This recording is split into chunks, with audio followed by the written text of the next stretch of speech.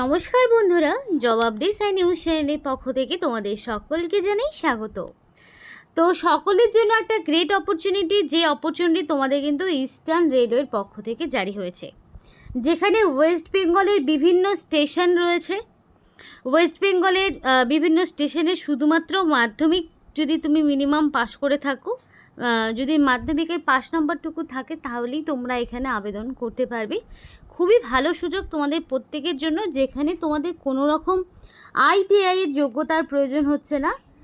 Minimum 18 বছর বয়স হতে হবে, তাহলে ছেলে মেয়ে প্রত্যেকে আবেদন করতে পারবে। এবং এখানে সবথেকে ভালো বিষয় হচ্ছে কোনো রকম রিটেন টেস্ট নেই, কোনো রকম ওয়াক ইন ইন্টারভিউ নেই, কোনো কিছুই তোমাদের দিতে হচ্ছে না। সরাসরি তোমরা ডকুমেন্ট ভেরিফিকেশনের মাধ্যমে নিযুক্ত হতে পারবে এবং প্রচুর শূন্য পদে কিন্তু নিয়োগ হচ্ছে এবং বিভিন্ন স্টেশন ওয়াইজ তোমাদের নিয়োগ হচ্ছে, মানে প্রত্যেকটি স্টেশনে তোমাদেরকে নিয়োগ করানো হচ্ছে, বিভিন্ন স্টেশন ওয়াইজ নিয়োগ হচ্ছে।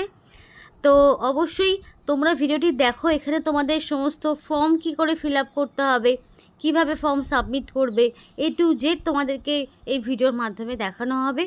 তাই স্কিপ করো না ভিডিওটি, তাহলে তোমাদেরই অসুবিধা হবে। তাই সম্পূর্ণ ভিডিওটি দেখো। কিন্তু ডিটেলস বলার আগে তোমাদের প্রত্যেকের কাছে রিকোয়েস্ট একটাই জানাবো, যে যারা এখনও আমাদের এই চ্যানেলটিকে সাবস্ক্রাইব করোনি, তারা ঝটপট চ্যানেলটিকে সাবস্ক্রাইব করো এবং পাশে থাকা বেল আইকনটি ক্লিক করে দাও, যাতে করে পরবর্তী সমস্ত ইনফরমেশান পেয়ে যেতে পারো। তো চলো বন্ধুরা, দেরি করব না, এবার সরাসরি অফিসিয়াল নোটিশ নিয়ে ডাইরেক্ট বিস্তারিত আলোচনা তোমাদের সাথে শুরু করব। তো দেখো, নোটিফিকেশান একদম নতুন বেরিয়েছে 1/6/2026, অর্থাৎ 1 জুন নোটিফিকেশান আউট হয়েছে। একদম কারেন্ট একটি নোটিফিকেশান, যেটা নিয়ে তোমাদের সাথে আজকে কথা বলছি। তো অ্যাপ্লিকেশান তোমাদের 4/6/2026 থেকে 3/7/2026 পর্যন্ত জারি থাকছে। অনেকটা সময় রয়েছে, অর্থাৎ তোমাদেরকে 3 জুলাইয়ের মধ্যে কমপ্লিটলি অ্যাপ্লিকেশান সাবমিট করতে হবে। 3 জুলাই হচ্ছে অ্যাপ্লিকেশান করার লাস্ট ডেট। তারপরে কিন্তু তোমরা আর সেই সুযোগ পাবে না অ্যাপ্লিকেশান করা। যথেষ্ট সময় দিয়েছে, তার মধ্যে যে যত আগে অ্যাপ্লিকেশান সাবমিট করবে তার জন্য কিন্তু তত ভালো। এবার এই অ্যাপ্লিকেশান ফর্মটি তোমাকে কিভাবে পূরণ করতে হবে সেটা দেখে নাও। এই অ্যাপ্লিকেশান ফর্মটি কিন্তু তোমাদেরকে নিজস্ব হাতে কলমে পূরণ করতে হবে, কোনো রকম কাটাকাটি করবে না। পারলে একটা জেরক্স করে নিয়ে সেটাকে প্রথমে আগে রাফলি তোমরা ফিল আপ করবে, তারপরে ফ্রেশভাবে আর একটাতে টুকে নেবে। তো name of the applicant in block letter, তো ব্লক লেটারে তোমাদের নাম থাকবে এবং এখানে সেই নামটাই বসবে যেটা মাধ্যমিক বা তার সমতুল্য পরীক্ষার তে তোমাদের যে নাম বা বয়স রয়েছে সেই নামটাই তোমাদেরকে এখানে বসাতে হবে। ফাদার্স নেম, এখানে তোমাদের বাবার নাম তোমাদেরকে দিতে হবে। হাজব্যান্ডের যেহেতু অপশন নেই, তো যারা বিবাহিত মহিলা রয়েছে তারা তাদের বাবার নামটাই এখানে দেবে। ছেলে মেয়ে নির্বিশেষে প্রত্যেকে তাদের বাবার নামই দিতে পারবে। Residential address with PS and district and pin, অর্থাৎ সম্পূর্ণ ডিটেলসটা তোমাকে দিতে হবে। তোমাদের ভিলেজের নাম থেকে শুরু করে post office, police station, district, pin code, একদম A to Z ইনফরমেশান তোমার থাকবে অ্যাড্রেসের ঘরে। এবং এখানে রিসেন্ট কালার পাসপোর্ট সাইজের ফটো 3 কপি ফটো তোমাকে কিন্তু 3 কপিজ অ্যাটাচমেন্ট, মানে রিসেন্ট কালার পাসপোর্ট সাইজের ফটো তোমাকে 1 copy pasted and 3 copy attach, অর্থাৎ তোমাকে এখানে একটা ফটো অ্যাটাচ করতে হবে আর বাকি 3টে ফর্মের সাথে তোমাকে দিয়ে দিতে হবে। সেটা পরিষ্কার বলে দিয়েছি, অন্যগুলোতে থাকে না, এটাতে যেমন বলেছে তেমনভাবে অ্যাপ্লিকেশন করো। তো রেসিডেন্সিয়াল অ্যাড্রেস দেওয়ার পরে তোমাকে রেসিডেন্সিয়াল একটা প্রুফ দিতে হবে, সেটা আধার কার্ড হতে পারে, ভোটার কার্ড হতে পারে, ড্রাইভিং লাইসেন্স, পাসপোর্ট হতে পারে। সেটা সেলফ অ্যাটাস্টেড করে তোমাকে কিন্তু সাবমিট করতে হবে।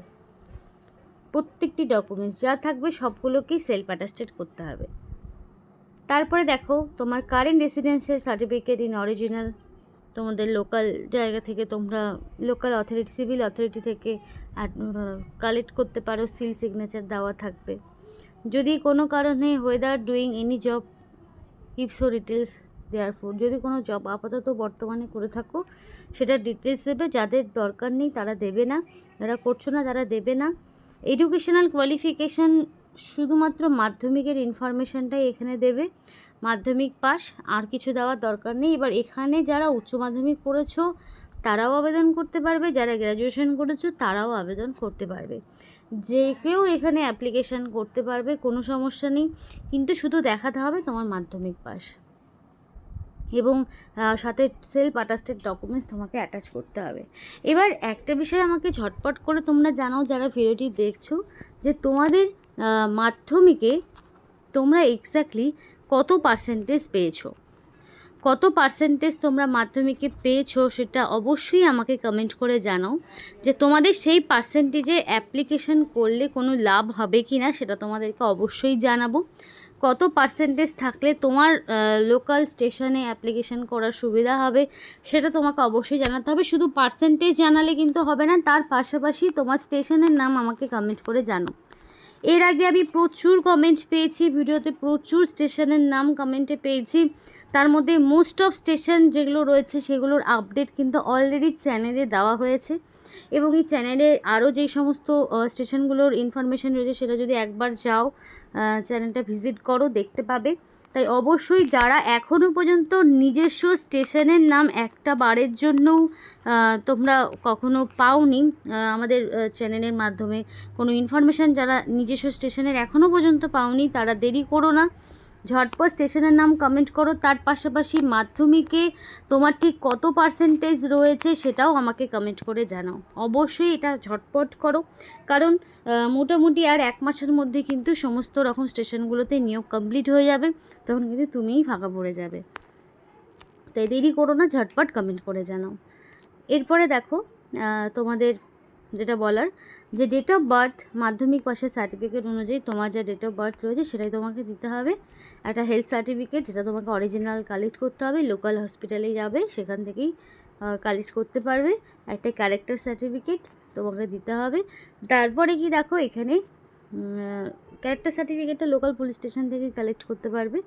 3টে রিসেন্ট কালার পাসপোর্ট সাইজের ফটো, সিগনেচার অবশ্যই করতে হবে অ্যাপ্লিকেশান ফর্মে, এবং মোবাইল নাম্বার অবশ্যই যেটাতে হোয়াটসঅ্যাপ নাম্বার রয়েছে সেই নাম্বারটাই দেবে, কারণ কি তোমাকে কখন ডকুমেন্ট ভেরিফিকেশানে কোথায় যেতে হবে সেই সমস্ত ইনফরমেশান মেসেজের মাধ্যমেই তোমরা পাবে বা ফোন কলের মাধ্যমে পাবে। এবং মেল আইডি না দিলেও কোনো সমস্যা নেই, আমার মনে হয় দিলেই ভালো।